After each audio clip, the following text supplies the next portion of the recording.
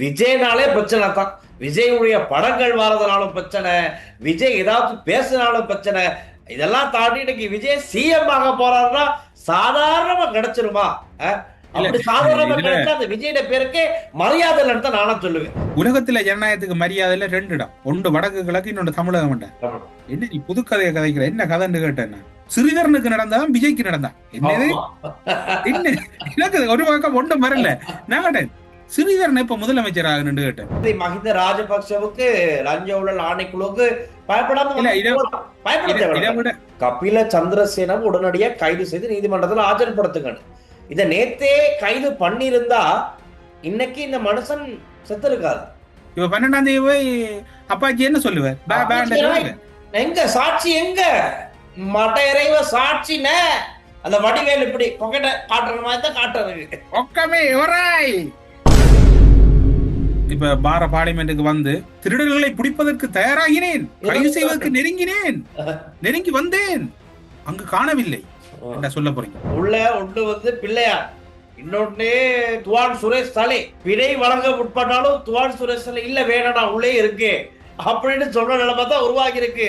ஐயோ பிணையா ஆள விடு ஜாமி, நான் உள்ளுக்கே இருக்கேன், நான் இங்க எளிமையே படுத்துக்கிறேன் அப்படிங்கிற மாதிரி தான் கதை போகுது.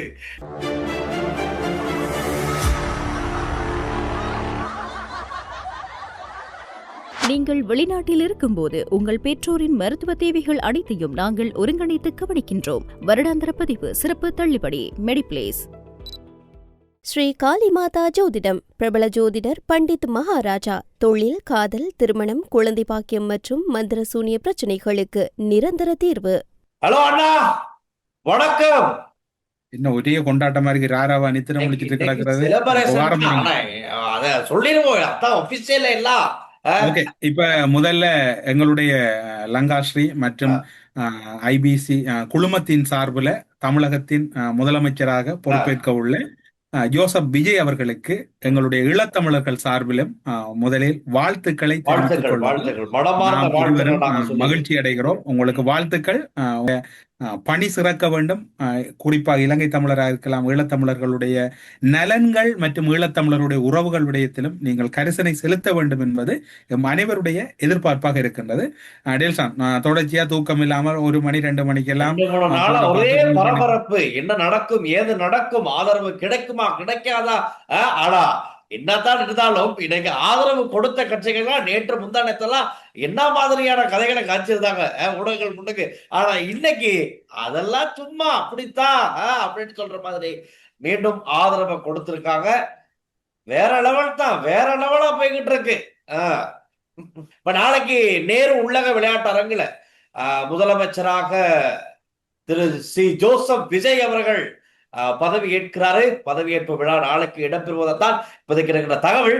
நாளைக்கு ஜோசப் விஜய் எனும் நாள் தமிழகத்தின் முதலமைச்சராக அவருடைய ஆரம்பிக்கிறத தயாரா இருக்காங்க. ஒரு விடயத்தை இந்த நேரத்தில் அன்பு நேயர்களுக்கு கூறிக்கொள்ள வேண்டும். இதுல கூறுற விடயம் வந்து நீங்க ஒன்றை புரிஞ்சு கொள்ள வேணும். ஒரு செய்தியா பார்த்துட்டு கடந்து போக பாருங்க. நாங்க நடக்கிற நிகழ்வுகளை ஒரு செய்தியா சொல்றோம். நீங்க அதை தனிப்பட்ட ரீதியில எடுத்துக்கொள்ளாங்க. இப்ப தற்குறிகள் உண்டோ அல்லது இப்ப தமிழக அரசியல்ல நாங்க பார்வையாளர்களா மட்டும்தான் இருக்கலாம் ஈழத்தமிழர்கள். அதுல போய் உடன் போய் நாங்க கருத்து சொல்றது அல்லது அங்க யார் வரணும் என்ற தீர்மானிக்கலாம் எங்கட கையில் இல்லை. அது நான்கு இப்போதைக்கு பொறுத்தவரையில நாம் தமிழரா இருக்கலாம், அல்லது தமிழக வெற்றி கழகமா இருக்கலாம், அல்லது அண்ணா திராவிட முன்னேற்ற கழகமா இருக்கலாம், அல்லது திராவிட முன்னேற்ற கழகம். அந்த 4 கட்சிகளும் அங்க இருக்கக்கூடிய மக்களினுடைய தெரிவாகத்தான் இருக்க போகுது. நாங்க ஒண்ணு நாங்க கருத்துக்களை சொல்லலாம். இவர் அந்த குறை செய்தார், இந்த காலப்பதில் இவர் குறை செய்தார் சொல்லலாமே ஒழிய அதை தாண்டி நாங்க சொல்ல இல்லாது. நீங்க இதுல பார்த்தா உங்களை விளங்குதுன்னு சொன்னால் உங்களுக்கு ஒரு ஆளை பிடிக்கல என்று சொன்னால் நீங்க உடனே கீழே வந்து நின்று தலைகளை அழுதுறீங்க. அந்த மனநிலை இப்படி ஒன்று இருக்கு சொல்லி ஆகணும். இப்ப பிடிக்காதவர்கள் எத்தனை பேர் இருக்காங்களோ அதை விட பிடித்தவர்கள் இருக்காங்க. ஐயோ இன்னைக்கு என்ன நடக்குது, தமிழ்நாட்டுல என்ன அப்டேட் அப்படின்னு தெரிஞ்சுக்கிறதுக்கு நிறைய பேர் ஆர்வமா இருக்காங்க.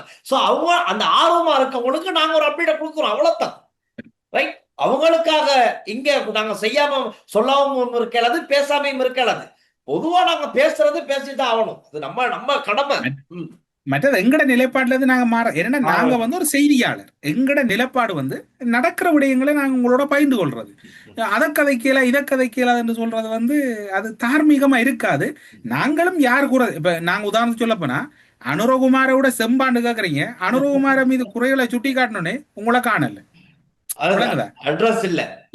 அட்ரஸ் இப்ப இதே ஜோசப் விஜய் முதலமைச்சரா பதவி ஏற்றதுக்கு பிறகு ஈழத்தமிழர்கள் விவகாரங்கள் ஏதாவது ஒரு முரண்பாடு அல்லது இலங்கை தமிழர்கள் விவகாரங்கள்ல ஏதாவது ஒரு கருத்து வேறுபாடு பெற்ற போது அந்த குடையரை சுட்டி காட்டுவோம்.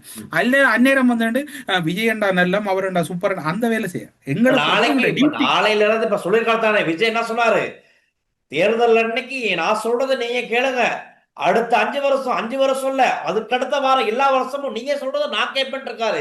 இப்ப எல்லாம் கிடைச்சிருச்சு, ஈஸியா கிடைக்கல, ரொம்ப கஷ்டத்துக்கு முதல்ல தான் பல நெருக்கடி போராட்டம். அதான் இப்ப இப்படி ஒன்று தானே, விஜய்னாலே பிரச்சனை தான். விஜயுடைய படங்கள் வாரதுனாலும் பிரச்சனை, விஜய் ஏதாவது பேசினாலும் பிரச்சனை. இதெல்லாம் தாண்டி இன்னைக்கு விஜய் சிஎம் ஆக போறாருன்னா சாதாரணமா கிடைச்சிருமா? அப்படி சாதாரணமா கிடைச்சா அந்த விஜயோட பேருக்கே மரியாதை இல்லைன்னு நானும் சொல்லுவேன். அது பிரச்சனைக்கு மத்தியில தான் எல்லாமே கிடைக்கணும். அதனால எனக்கு கிடைச்சிருக்கு. இனி மக்கள் பணி சிறப்பா இருக்கணும். அது மாத்திரம் இல்ல, 2-3 வீடியோஸ் பார்க்கக்கூடியதா இருந்துச்சு. இந்த தாவேக்காவுல செலக்ட் ஆகிருக்கு எம்எல்ஏஸ் கொஞ்சம் ஊத்து காட்டுறாங்க, அதுகளை சரி பண்ணிக்கங்க. அவங்களெல்லாம் விளக்கிட்டு சிறந்தவர்கள் அந்த இடங்களுக்கு நியமிங்க, இல்லைன்னா அவங்கள சரி பண்ணுங்க. இனி எம்எல்ஏ ஆகிட்டாங்க, மக்கள் தெரிவு செஞ்சுட்டாங்க, இனி ஒன்றும் மாற்றம் செய்யறது. இதனாலும் அவங்களோட ஒழுக்கங்களை சரி செய்யறதுக்கு இனி நீங்க தான் எல்லாம் உங்களோட கையில தான் இருக்கு. அது சரியா பார்த்து தமிழ்நாட்டை நல்ல நிலைக்கு கொண்டு வாங்க, அவ்வளவுதான்.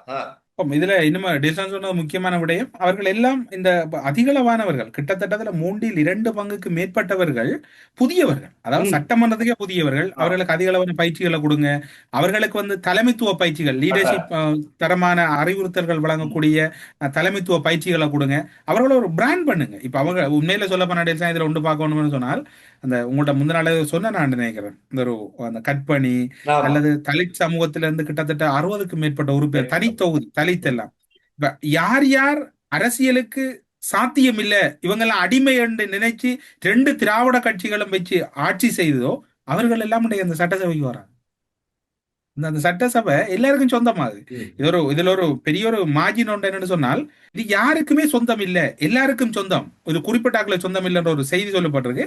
எனவே அவர்களுக்கான பயிற்சியில் மற்ற சில நான் நினைக்கிறேன் அறிஞ்ச வரையில சில விஷயங்கள் அவதானிக்கப்பட்டிருக்கிறதாகவும், சிஎம்மா பொறுப்பெடுக்கும் வரைக்கும் தான் சில அமைதி என்று சொல்லியும் அதுக்கு பிறகு எல்லாம் வேற லெவல்ல நடக்கும் தகவல் ஒன்று கிடைக்கப்பட்டிருக்கு. ஒரு கிழமை பிறகுகளுங்க எப்படி கிடைச்சுன்னு சொல்லுங்க, அதை நாங்க சொல்றோம். சரி, அதான் இப்ப நீங்க நிறைய நிகழ்ச்சிகள் நடப்பது ஐபிசி நீங்க ஒரு நேர்காணல் செஞ்சிருந்தீங்க, அதுலயும் பல விஷயங்கள் சொல்லியிருந்தீங்க, இதுதான் நடக்கும் இதுதான் நடக்கும்னு சொல்லியிருந்தீங்க. இப்ப ஆளுநர் என்ன ஆழ்வாரு, ஆளுநருடைய கதை என்ன? ஏன்னா விஜயுடைய இந்த தேர்தல் வாக்குறுதிகள் ஒரு விஷயம் இருக்கு, நான் அதை நேத்து பார்த்தேன். இப்படி ஆளுநர் நியமனத்தை ரத்து செய்ய நடவடிக்கை அப்படின்னு உங்களுடைய வாக்குறுதி லிஸ்ட்ல இருக்கு. பிரிட்டிஷ் காலனியை இந்தியாவின் எச்சமாக தொடரும், ஆளுநர் பதவியை ரத்து செய்ய தாவேகா தொடர்ந்து வலியுறுத்தும், பல்கலைக்கழகங்களின் துணைவேந்தர் நியமனத்தை மாநில அரசே மேற்கொள்ள வழிவகை செய்யப்படும்னு 14ஆம் இலக்கம் அப்படிதான் அமைஞ்சிருக்கு அவங்களுடைய வாக்குறுதியில. இல்ல, நீங்க சொல்றது வந்து முக்கியமான இந்த ஆளுநர் அதிகாரத்தை மீளப்படுறது விவகாரம் மத்திய அரசுக்கு உட்பட்டது, அரசியல் யாப்புக்கு உட்பட்டது. அதுல கொஞ்சம் ஒரு சிக்கலா இருக்கு. மற்றது மாநிலங்கள்ல இருக்கிற பல்கலைக்கழகங்கள்ல துணைவேந்தர்களை நியமிக்கிறதுல ஆளுநர் நேரடி தலையீடு சம்பந்தமா ஒரு சட்ட போராட்டம் நடத்தலாம். என்னதுல இப்ப விஜய் வந்திருக்கிற வந்து சட்ட போராட்டம் நடத்தி பார்க்கலாம். ஆனா இது வந்து ஒரு என்ன சொல்ல கான்ஸ்டிடியூஷனல் இஷ்யூவா இருக்கிறதுனாடி அதுல சில யாப்புக்கு சம்பந்தப்பட்ட இப்ப இது வந்து ஒரு சட்ட ரீதியான கேள்வி நீங்க கேட்கறது. இதுக்கு நான் தொடக்கத்துல சொல்ல போனால் அந்த பல்கலைக்கழகங்கள துணைவேந்தர்கள் நியமனத்துல ஆளுநர் செயற்பாட்டை குறைக்கிறதுக்கு நீதிமன்றத்துல அறிவுறுத்தல் எடுக்கலாம். அதாவது மக்களால தெரிவு செய்யப்பட்ட ஒரு சட்டமன்றத்தை வச்சு கொண்டு அதுக்கு முரணா ஒரு என்ன சொல்ற ஒரு பேர் சொல்லி நியமிக்கப்பட்ட ஒருவரை வந்து இதுல பயன்படுத்துறது போல. மற்ற இப்ப இருக்கிற ஆளுநர் பச்சையா தெரியுது, அவர் ஒரு என்ன சொல்ற அமித்ஷாட ஒரு பியோ, அதாவது உள்துறை அமைச்சாட பியோனா தான் இருக்கிறார். அவர் என்ன சொல்றாரு இவர் செய்கிறார். அதாவது இந்த பொம்மை ஆளுநர். இப்ப இது வந்து எங்களுக்கும் புதுசு இல்லை டெய்ல் சார். எங்களுக்கும் இப்போ வடகிழக்கு குறிப்பா வடமாகாண சபை விக்னேஸ்வர முதலமைச்சராக இருக்கும் போது நெருக்கடிகளை கொடுத்தேன். ஆறு சந்திரசிரியா இருக்கலாம், குறையா இருக்கலாம், எல்லாம் தொடர்ச்சியான அழுத்தங்கள் கொடுத்தவங்க ஒரு தரம் இல்ல பல விடையாது. அந்த ஆளுநர்ன்றது ஒரு ஆபத்தானது. சரி, இப்ப அதுல என்ன மாற்றம் நடக்குமோ என்ன நடக்குமோ தெரியல. சரி, இது எப்படியோ நாளைக்கு பதவியேற்பு நடக்குது, அதுக்கப்புறமா என்னென்ன மாற்றங்கள் நடக்க போகுது அப்படிங்கிறத நாங்க அடுத்தடுத்த நிகழ்ச்சிகள்ல பேசுவோம். அது அப்படி இருக்க நடத்துறோம்னா இப்ப இலங்கையில ஐயோ கேக்குறீங்க, இலங்கையில ஒரே சோகமா தான் இருக்கு. அங்க சந்தோஷமா இருக்காங்கள பார்த்தா இங்கே சோகமாயிருச்சு. ராஜபக்சவுக்கு எதிரா, மகிந்த ராஜபக்சவுக்கு எதிரா இருந்த ஒரே ஒரு பிரதான சாட்சி இன்னைக்கு உயிரிழந்திருக்காரு கபில சந்திரசேன. எங்களுடைய எல்லா செய்திகள்லையும் இன்னைக்கு கபில சந்திரசேன தான். ஒரு பக்கம் விஜயனா, இன்னொரு பக்கம் கபில சந்திரசேனுடைய மர்ம மரணம். இது வந்து மரணம்னு சொல்றது மர்ம மரணம். நான் கதைக்க விரும்பல இது சம்பந்தம். நேற்று நான் இதைத்தான் உங்கள்ட்ட அவ்வளவு என்ன சொல்ல கிளிய கட்டா சொன்னேன். நீங்க சிவப்பு சேட்டை போட்டுட்டு அப்பேரட்டே மகையரட்டே ஒக்க மினிசு என்ன பின்னுக்கு வருதுன்னு சொல்லி கொண்டு நீங்க திரிகிறன்னு சொன்னால் ஒன்றில் உங்களுக்கு அது நான் திரும்பவும் சொல்றேன் டேல் சார், இவர்களுக்கு இப்ப இதே பிரச்சனை விஜய்க்கும் இருக்குது, அனுரகுமாராவுக்கு இருக்கிற பிரச்சனை விஜய்க்கும் இருக்குது. அவங்க இப்ப விஜய்ட்டு அதுல விஜய்ட்டு இருக்கிற பிளஸ் என்னன்னு சொன்னால், இப்ப ஓரளவுக்கு அதை சுதாகரிச்சு கொண்டு அதை முன்கூட்டியே அவர் தயார்படுத்த வேணும். இவங்க விட்டுட்டாங்க. இவங்க அந்த ஜேவிபிக்கு போஸ்டர் ஓட்டினவன், ஜேவிபிக்கு குலசாதம் கொடுத்தவன், ஜேவிபிக்கு சாப்பாடு கொடுத்தவன், அவன் முழு பேரையும் கொண்டு வந்து லைன்ல வச்சு ஒவ்வொரு மினிஸ்ட்ரிக்குள்ள அங்க இங்க திறமையான ஆக்கள் தான், இல்லைன்றதுக்கு இல்லை. இப்ப அதாவது தகுதியுடையவர்கள் தான். எப்பவும் தகுதி மட்டும் முக்கியம் இல்லை, அனுபவம் முக்கியம். இந்த இடத்துல அனுபவம் முக்கியம். அப்படி தொடர்ச்சியா சாட்சியங்கள் அப்படி அளிக்கப்படுது என்றால் அது பெரிய ஒரு பிரச்சனை. சாட்சியாளர்கள் பாதுகாக்கப்படணும்னு ஒரு சட்டமே இருக்கு, அவங்களுக்குன்னு ஒரு தனி சட்டமே இருக்கு. ஆனா பாருங்க, எனக்கு இவங்க பொறுப்படுத்த உடனே நீதிமன்றத்துல நடந்த அந்த துப்பாக்கி சூட்டு சம்பவத்துல நடந்த விவகாரம் தொடர்புலேயே எனக்கு இவங்கள்ல இருந்த அந்த நம்பிக்கை அன்றைக்கு நான் குற்றச்சாட்டை முன்வைச்சேன். செய்திகளுக்கு அப்பால் நினைச்சுன்னா குற்றச்சாட்டை முன்வைச்சேன். இப்போதானே புதுசா வந்தவங்க இப்ப 5 வருஷம் வரைக்கும் புதுசா வந்து நகாய்ச்சிட்டு இருக்க போறீங்க. இது இப்போ ஞாபகம் இருக்காது சார், புது கல்யாணக்காரன் மோட்டார் பைக்ல மனுஷி ஏற்றி கொண்டு ஆக்சிடென்ட் பட்ட மாதிரி தானே இவங்க கிடையாது. அதான் சொல்றது. ஆனா இப்ப நான் நினைக்கிறேன் 18ஆம் தேதி மஹிந்த ராஜபக்சவுக்கு லஞ்ச ஊழல் ஆணைக்குழுவுக்கு பயப்படாம செத்து போச்சு, அவ்வளவுதான் முடிஞ்சு போச்சு. இதை விட அனுரவுக்கு ஒரே ஒரு ஆலோசனை சொல்றேன். நீ விட்டு போட்டு ஆட்சியை கலைச்சி போட்டு இந்த கள்ளன் காவாளிகள்ட்ட நாட்டை கொடுங்க, இருக்கிறதையும் திண்டு பிடிச்சி முடிஞ்சதையும் செய்து முடிக்கட்டும். உங்களுக்கு சரி வராது. உங்களுக்கு நல்லது செய்யணும்ன்ற சிந்தனை இருக்குது, செய்யற வழி தெரியாது. ப்ரோ உண்மையா எனக்கு நேற்று நான் கதைச்சு போட்டு வச்சேன் ஞாபகம் இருக்கு உங்களுக்கு. இதைத்தான் நானே நீங்களே சண்டை பிடிச்சதுல இருந்து என்ன நீங்க சொன்னீங்க, அதே இது நடக்குது. அதைத்தானே நேற்று நியூஸ் இன்சைட்லயே நான் பேசி அதுல கொஞ்சம் கமெண்ட்ஸ் பண்ணிருக்காங்க. என்னத்தான் செய்து அவங்களுக்கு இன்னும் விளப்பம் இல்லை.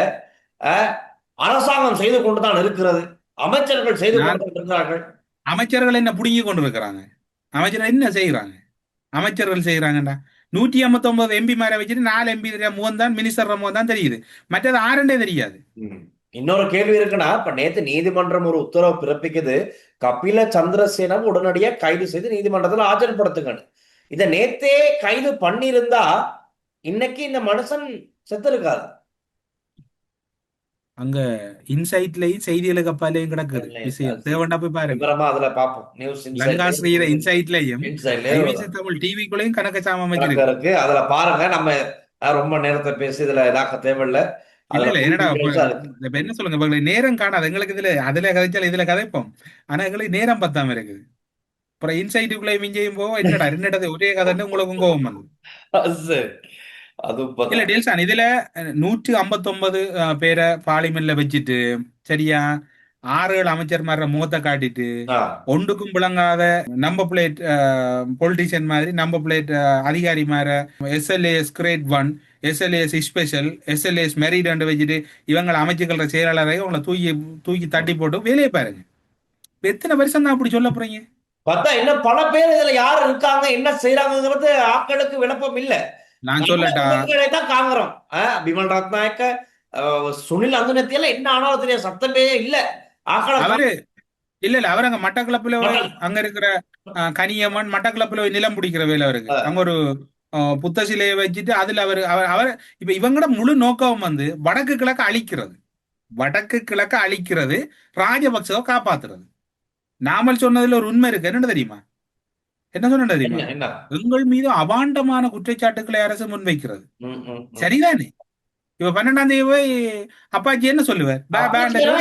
எங்க சாட்சி, எங்க மட்ட இறைவ சாட்சின அந்த வடிவேல் இப்படி பொக்கெட்ட காட்டுற மாதிரி தான் காட்டுறது. ஒக்கமே ஒராய் அதான் இப்ப உண்மைக்கு திசை குட்டாரச்சுன்னா சொல்லியிருந்தாரு 12ஆம் தேதி நாங்க குடும்பம் முற்ற கேட்டு போற ஒன்றும் அவசியம் இல்லை. பயப்பட தேவையில்ல, சும்மா போயிட்டு வாங்க. ஏய் குட்டி, நல்ல வடிவா உறங்குங்க. அன்றைய நாள்ல நீங்க கொழும்புக்கெல்லாம் வர தேவையில்லை. நல்ல ஒரு பிரியாணியை வாங்குங்க. அத எல்லாம் நல்லா சாப்பிட நல்லா தூங்குங்க. ஏய் குட்டி, வராதீங்க கொழும்புக்கு. நீங்க உங்க வீட்டிலே இருங்க. சரி, எடுத்தா நாங்க இதை பெருசா பேசுவோம், சந்தோஷப்படுவோம், ரைட்? ஏதாவது எக்ஸ்டன், ஏன்னா எனக்கு ஏற்கனவே கபில சந்திரசேன சொல்லிட்டாரு, மஹிந்த ராஜபக்சவுக்கு 60 மில்லியன் கொடுத்தேன்னு, ரைட்? கொடுத்ததுக்கு ஆதரவு இருக்கா, அதை வச்சு எக்ஸ்டன் எடுத்துடணும். எடுக்கலன்னா தான் பிரச்சனை. இப்ப நான் கேட்கிறேன் டெல்சான், இப்ப பார பார்லிமெண்ட்டுக்கு வந்து நான் திருடர்களை பிடிப்பதற்கு தயாராகினேன், ம். கைது செய்வதற்கு நெருங்கினேன், நெருங்கி வந்தேன், அங்கு காணவில்லை என்ன சொல்ல போறீங்க? நீங்க கொடுத்த ப்ராமிஸை செய்ய வேணும் இல்லையா? ம், ம், ம், ம். என்ன என்ன விலங்கல் டெல்சான், என்ன டிசைன்? இதோட கூட மைத்திரியும் ரணிலும் பரவாயில்ல விளையாட இந்த நல்லாட்சி கால பகுதியில அரெஸ்ட் எல்லாம் ஒரு 3-4 மாதத்துக்கு தொடர்ந்து அரெஸ்ட் என்ன கேசரி ஆறே விடல தூக்கி.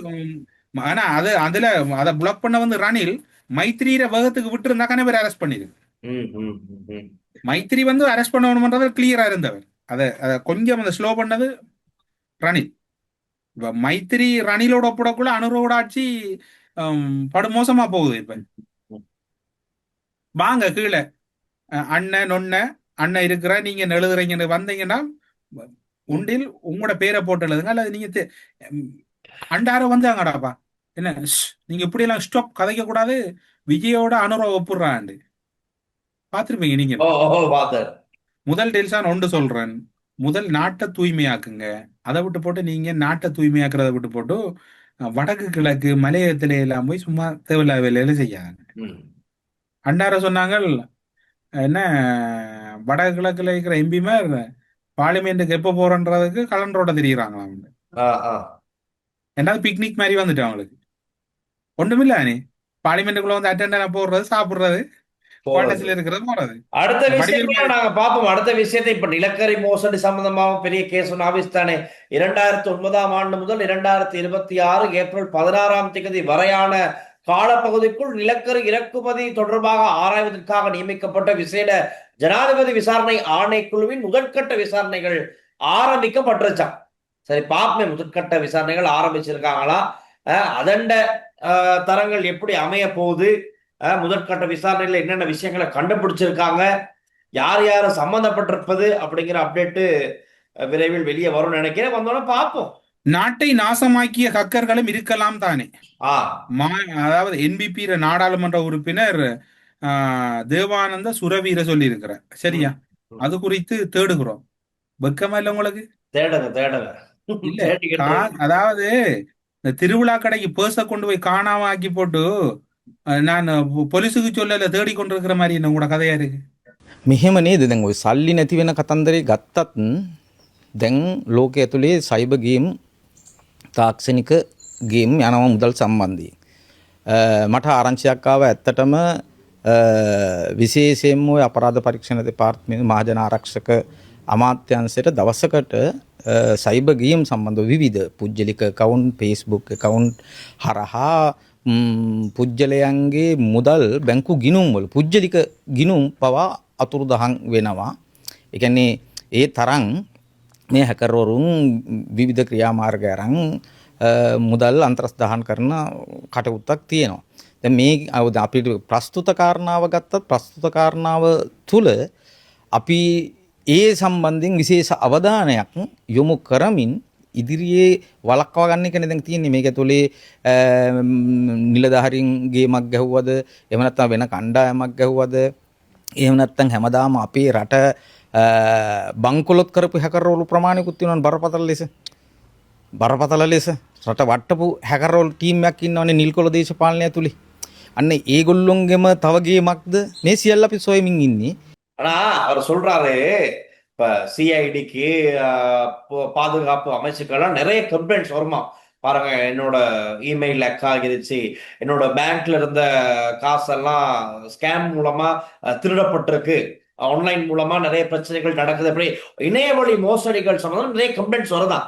ஸோ இது சம்பந்தமாக விசாரணைகள் இடம்பெறுதா. இப்ப பல ஹேக்கர்ஸ்கள், நிறைய வகையான ஹேக்கர்ஸ்கள் எல்லாம் இருக்காங்களாம், உள்நாட்டிலையும் சரி வெளிநாட்டிலையும் சரி. இப்ப இணையவழி மூலமா திருடர்கள் அதிகரிச்சிருக்கதா சொல்றாரு.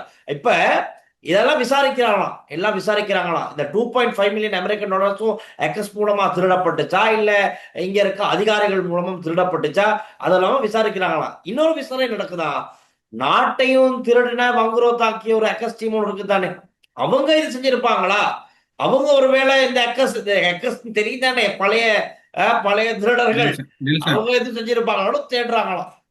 இப்ப இவரை தேடிட்டு இருக்காங்க, அங்க சாட்சியம் முழுக்க அழிறப்பறால அழிச்சு விட்டுரும். இல்ல எனக்கு என்ன பேடா, இப்ப இன்னொரு பெரிய கேஸ், எது பேசு பொருளான பிரதான கேஸ் வந்து ஈஸ்டர் அட்டாக் சம்பந்தப்பட்ட 2 பேர் உள்ள, ரைட்டா, உள்ள ஒண்ணு வந்து பிள்ளையார், இன்னொன்னு துவான் சுரேஷ் சலே. சுரேஷ் சலைக்கு பிணை வழங்க உட்பட்டாலும் துவான் சுரேஷ் சலை இல்ல வேணடா உள்ளே இருக்கு அப்படின்னு சொல்ற நிலைமை தான் உருவாகி இருக்கு. ஐயோ பிணையா ஆள விடு ஜாமி, நான் உள்ளுக்கே இருக்கேன், நான் இங்க எளிமையே படுத்துக்கிறேன் அப்படிங்கிற மாதிரி தான் கதை போகுது. ஏடா அவர் சொல்லிட்டு அவர் சொல்லுவார், எனக்கு வீட்டை இருக்கிற சௌகரியத்தை விட இந்த சௌகரியம் நல்லா இருக்கு, சௌகரியம் நல்லா இருக்கு, வெளியே போனா போட்டு தள்ளிடுறாங்க. இல்ல முக்கியமே நம்ம சிரிச்சு சொல்றோம், நகைச்சுவை இருக்கு, ஆனா அதை விட சீரியஸ் ஆனது இவங்க பாதுகாக்கப்படணும், தெரியாமல இவங்க பாதுகாக்கப்படணும். பெயர்கள் இவங்க கையில இருக்கு, இவங்க வாயை திறந்தாத்தான் அங்க பெரிய பெரிய முதலைய திமிங்கலம் எல்லாம் மாட்டணும்னா இவங்க பாதுகாப்படணும்.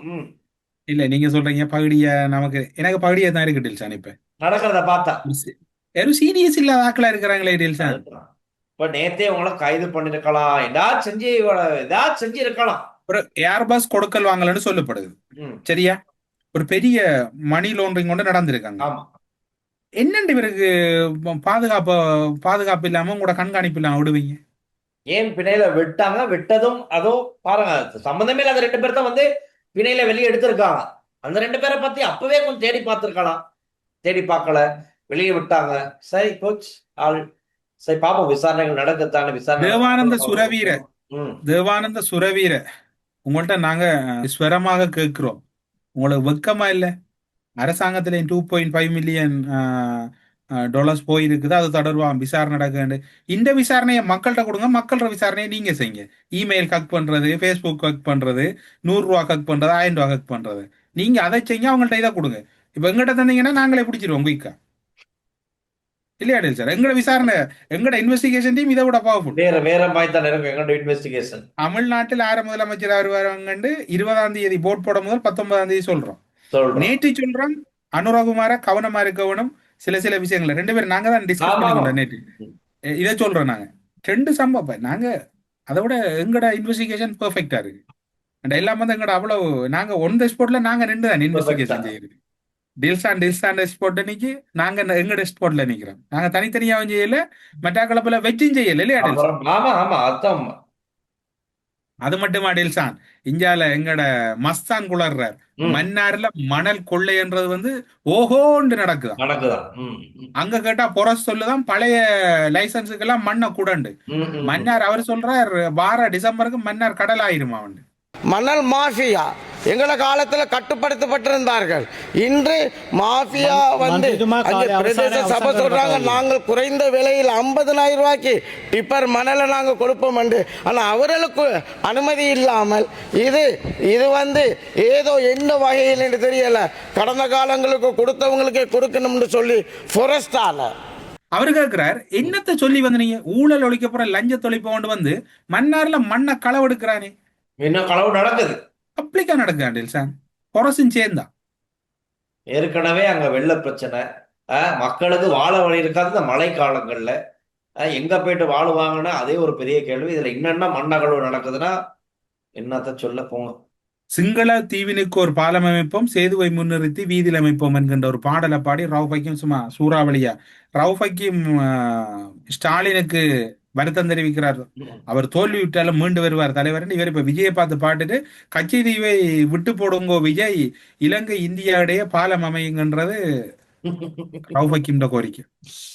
சிந்து நதியின் மிசை நிலவினிலே சேரணன் நாட்டிலம் பெண்களிடனே சிங்களத்தீவினுக்கோர் பாலம் அமைப்போம், சேதுவை முன்னிறுத்தி வீதி சமைப்போம் என்று பாரதி சொன்னதைப் போல இலங்கைக்கும் இந்தியாவுக்கும் இடையிலே அமைய இருக்கின்ற அந்த பாலத்தை அமைப்பதற்கு அவர் கூடிய கவனம் செலுத்த வேண்டும். சாத்தியமில்லாத யதார்த்தமில்லாத சில விஷயங்களை உணர்ச்சிகரமாக பேசுவதன் மூலம் மாத்திரம் அரசியல் செய்யாமல் கச்சதீவை பற்றி பேசியிருந்தார். 2 இறைமையுள்ள நாடுகளுக்கு மத்தியில் முடிவு செய்யப்பட்டிருக்கின்ற விவகாரத்தை நாங்கள் மாற்றியமைப்போம் என்று சூளுரைப்பதை விடவும் அதைவிடவும் முக்கியமாக ஒரு மிக முக்கியமான இலங்கைக்கும் இந்தியாவுக்கும் தமிழ்நாட்டுக்கும் இன்று தமிழ் பேசுகின்ற தமிழர்களும் முஸ்லிம்களும் வாழுகின்ற வடக்கிற்கும் இடையிலே நாங்கள் புரட்சி கவிஞன் பாரதி சொன்னது போல அவருடைய கவிதையிலே சிந்து நதியின் மிசை நிலவினிலே சேரணன் நாட்டிலம் பெண்களிடனே சிங்களத்தீவினுக்கோர் பாலம் அமைப்போம் சேதுவை முன்னிறுத்தி வீதி சமைப்போம் என்று பாரதி சொன்னதைப் போல இலங்கைக்கும் இந்தியாவுக்கும் இடையிலே அமைய இருக்கின்ற அந்த பாலத்தை அமைப்பதற்கு அவர் கூடிய கவனம் செலுத்த வேண்டும். உண்மையில டேல்சான் இந்த இடத்துல நான் உண்ட ஆத்மார்த்தமா சொல்றேன். அவரை இலக்கிய பேச்சுக்களை கேட்டு நான் அவர் ரசிக்கிறேன். ரவுஃப் ஹக்கீம்ட இப்ப இலங்கையில் இருக்கக்கூடிய சிறந்த இலக்கிய பேச்சாளர்னா ரவுஃப் ஹக்கீம் தான். அதுக்கு இணையா ஒரு தரம் பேச இயலாது. அவர்கிட்ட இருந்து வர வார்த்தைகளை பாத்தீங்கன்னா அழகு தமிழ். அந்த தமிழ் ஒரு தரம் கதைக்க மாட்டாங்க. அவரை பாத்தீங்கன்னா அவர் அந்த கண்டியில வசிக்கிறவர் அல்லது சிங்கள மக்களோட வசிக்கிறவரோட சொல்ல மாட்டீங்க. சிறந்த தலை சிறந்த ஒரு இலக்கிய பேச்சாளர். அரசியல்ல கணக்கு சர்க்கிள் இருக்குது, ஆனா இந்த இடத்துல ஒரு பெர்ஃபெக்டான அவர் இந்த அந்த கவிதையையும் அந்த உரைநடையையும் பாருங்க, அவர் எவ்வளவு அழகா பேசுறாரு. தமிழ்நாட்டுல நடக்கிற அனைத்து இலக்கிய கூட்டங்களுக்கும் போற ஒரு ஆள் அவர் மட்டும்தான் இலங்கையில இருந்து. வேற ஒருத்தரும் போற இல்ல. அந்த இடத்துல அந்த அதுக்குரிய மரியாதையை அவர் கொடுக்கணும். கம்யூனிஸ்ட் கட்சியினுடைய ஆதரவு கொடுத்தது தானே, அது ஒரு நல்ல ரெண்டிங். அப்ப ஊடகவியலாளர் கேட்கிறாங்க, என்ன திமுக சொல்லியா வந்து கொடுத்த நீங்க? அவர் சொல்றாரு வந்து நாங்க ஒரு தனியான கட்சி சுயாதீனமான கட்சி என்று அவருக்கு கோபம் வந்துட்டு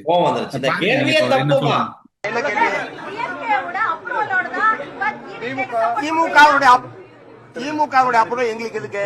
we are independent party. CPM CBI எங்களுடைய கட்சியினுடைய அரசியல் நிலைப்பாட்டை நாங்கள் எடுத்திருக்கிறோம். இதுல திமுகவுடைய ஒப்புதல் திமுகவுடைய அனுமதி இருக்கான்ற கேட்கிற பிரச்சனை எங்க வருது? எங்க இருக்குன்னு கேக்குறேன். கேள்வியே தப்புமா? இப்ப என்ன பிரச்சனை தெரியுமா தமிழகத்துல? இப்ப ஒவ்வொரு கூட்டணியில இருந்து இருக்கிறாங்க. மைந்தவோட இருந்துதான் மைத்திரி வந்து இங்க எலெக்ஷன் கட்டி ஜனாதிபதி ஆனது. அதுக்கான வர மைந்தவ காப்பாத்துறதுக்கா இங்க எலெக்ஷன் கட்டுறது. அப்படியும் இருக்குது நிலைமையில், அதையும் பார்க்கணும். இப்ப 2 விடயம் இருக்குது டெல்சான். இப்ப நாங்க உதாரணத்துக்கு கிரிக்கெட் அணியில 2 அணிகள் விளையாடக்குள்ள நாங்க ஒரு அணியை ஆதரிப்போம். ஆதரிச்சதுக்கு பிறகு மற்ற அணி தோத்துட்டேன்னா எங்கள்கிட்ட ஒரு ஷேட் ஒன்று இருக்கும், ஐயோ அவங்க இப்படி நடந்துட்டேன்ற ஒரு இதோட நான் கடந்துவோம். விஜய் அந்த முதலமைச்சர் பதவி ஏற்க இல்லாத ஒரு சிச்சுவேஷன் வந்த உடனே பார்த்தனீங்களா நீங்க? குறிப்பா தமிழகத்தில் இருக்கிற ஊடகவியல் அந்த மூத்த, நான் பேர் சொல்ல விரும்பல நாகரிகத்துக்காக, மூத்த ஊடகவியலாளர் என்று சொல்லி அந்த முக்கிய கதைச்சாங்கடப்பா. விஜய்க்கு வாய்ப்பு இல்லை. டிஎம்கே ஏடிஎம்கே என்றால் அது பெரிய ஒரு பெரிய பேஸ்ல நடக்குது. அப்படி நடக்கு இப்படி நடக்குன்னு அந்த ஆள் தான் சொன்னது. நான் அரசியல் கதைக்க மாட்டேன், விஜய் வேண்டாண்டு 10 சீட் 20 சீட் அது வந்து கிட்டத்தட்ட சொல்ல போனா உண்மையில நான் ஒரு மதிப்பு வச்சிருந்தேன். ஒரு நல்ல ஒரு மூத்த ஊடகவியல் எனக்கு உண்மையா பார்க்க என்ன சொல்ற ஒரு கவலையா இருந்தது. இது உண்மையில ஒரு ஊடகவியலாளர்னா இந்த ஸ்டாண்டர்ட்ல இருந்து இழந்துடக்கூடாது. இப்ப தமிழ்நாட்டில் இந்த எலெக்ஷன் என்ன கற்றுக் கொடுத்திருக்கின்றால், தமிழ்நாட்டில் ஊடகவியலாளர் இல்லைன்ற நிலையை கொண்டு வந்துருக்கு. 1-2 பேர் தான் அதுல துல்லியமா கணிச்சாக்கள். 1-2 ஊடகம் 1-2 ஊடகவியலாளர். பெரும் தமிழ்நாடுன்ற பெரிய ஒரு வளம். எல்லா ஊடகவியலாளர்களும் என்ன சொல்ற இந்த அரசியல் விமர்சகர் மணி சொல்ற மாதிரி தான் அறிவாலயத்துல அலிசேசனா மாறிட்டாங்களேன்னு. இப்ப ஒரு ஆள்கிட்ட வன்மம் இருக்கணும், கோபம் இருக்கணும். அது ஒரு நாளும் குரோதமா மாறக்கூடாது. இந்த கோபம் வன்மமாக மாறக்கூடாது, குரோதமாக மாறக்கூடாது. இது கடைசியில பாத்தீங்கன்னா இந்த 2 நாளும் பாத்தீங்கன்னா உங்களுக்கு ஒன்றும் வேணாம், எப்படியா என்ன ஏடிஎம்கேயும் டிஎம்கேயும் முதலமைச்சராக உண்மையில அந்த அப்பதான் யோசிச்சேன், அந்த இவ்வளவு ஒரு அழுக்காரோட அந்த மனங்கள் இருக்குதுன்னு. மனம் வந்து மனம் தூய்மையா இருக்கணும். மற்றது இன்னும் ஒரு பகுதியில் சார் இதையும் சொல்லிட்டு போயிடுறேன்டா. நேற்று ஒரு ஆள் அடிச்சார், பேர் சொல்லல, அவர் ஒரு நண்பர் தான். என்னடா அப்பட்டு இருக்கிறான், உலகத்துல ஜனநாயகத்துக்கு மரியாதையில 2 இடம், ஒன்று வடக்கு கிழக்கு, இன்னொன்று தமிழகம். என்ன நீ புது கதையை கதைக்கிற, என்ன கதைன்னு கேட்டேன். என்ன கதை கதைக்கிறா, என்ன நடந்தடான்னு கேட்டேன் அவரோட நட்பா கேட்கும் போது. இல்ல பார்க்கலையா, ஸ்ரீதரனுக்கு நடந்தான் விஜய்க்கு நடந்தான். என்னது என்ன எனக்கு ஒரு பக்கம் ஒன்றும் வரல. நான் கேட்டேன் ஸ்ரீதரன் இப்ப முதலமைச்சர் ஆகணும்னு கேட்டேன். இல்லையா, மக்கள ஜனநாயக முடிவுக்கு எதிராக சுமந்திரன் ஸ்ரீதரனுக்கு எதிராக செயற்பட்டாராம், விஜய்க்கு எதிராக ஆளுநர் செயற்பட்டாராம். 2 ஒன்றுதான். சுமந்திரனை பொறுத்தவரையில இந்த கட்சியை அடாத்தா பிடிச்சி வச்சிருக்கிற மாதிரி ஆளுநர் மக்களால் தெரிவு செய்யப்பட்ட பிரதிகளை நிராகரிச்சு அந்த என்ன சொல்ற மத்திய அரசை கொண்டு தமிழகத்துல திணிக்கிறாரு. இப்ப கொள்கை இல்லாத தமிழரசு கட்சி மாதிரி அங்க கொள்கை இல்லாத மத்திய அரசை கொண்டு வரதான திட்டம் எப்படி யோசிச்சிருக்காரு பாருங்க. ஒரு சாதாரணமான ஆள் இல்லை சார், அவர் பெரிய ஒரு, நான் இப்ப அதைத்தான் சொல்றேன் கூட, அனுபவம் முக்கியம் உண்டு. எப்படி இருக்கு இப்ப நீங்களே நான் யோசிச்சேன் அவ்வளவு நாளும். அதுக்கண்டு ஸ்ரீதரன் ஐயா நீங்க விஜயா மாறிடாங்க பிறகு என்ன சார். உண்மைதான். இப்ப விஜய் வந்து நன்றி தெரிவிச்சு தனக்கு ஆதரவு அறிவிச்ச சிபிஎம், சிபிஐ மற்றும் விசிக மற்ற அந்த முஸ்லிம் கட்சிகளை எல்லாம் தேடி சென்று நன்றி தெரிவிச்சு கொண்டு விஜய் அதுல இன்னொரு விஷயம் வெளியாகி இருக்கு. அதிமுகவுக்கு ஆதரவு கொடுக்க வேண்டும் என்ற திட்டம் திமுகவிடம் இருந்தது தெரிந்த பின்பே மார்க்சிஸ்ட் கம்யூனிஸ்ட் கட்சி அதனை மறுத்து வெளியேறி இருக்கிறது என்பதும் ஒரு புது தகவல். இதை MA baby CBI national general secretary தான் இந்த விஷயத்தை வெளிப்படுத்தி இருக்காரு. அதிமுகவுக்கு ஆதரவு கொடுக்கணுங்கிற ஒரு விஷயம் கலந்துரையாடப்பட்டிருக்கு. 2 பேரும் தமிழ்நாட்டுல கொள்ளையடிச்சு குடும்பம் இருந்தது. ஒருத்தர் ஸ்டாலின் உழைப்பு என்ன, ஸ்டாலின் எங்க மம்பட்டி பிடிச்சி வேலை செய்தவர் அல்லது எந்த கம்பெனியில வேலை செய்தவர், அரசியல் தான் அவரோட தொழிலாம். அந்த ராஜா சொல்லுது இது ஒரு ப்ரோக்ராம்ல வந்து 16 வயதுல அரசியலுக்கு வந்து எவ்வளவு உழைச்சவர் பாருங்க, எவ்வளவு உழைச்சிருக்கிறாரு.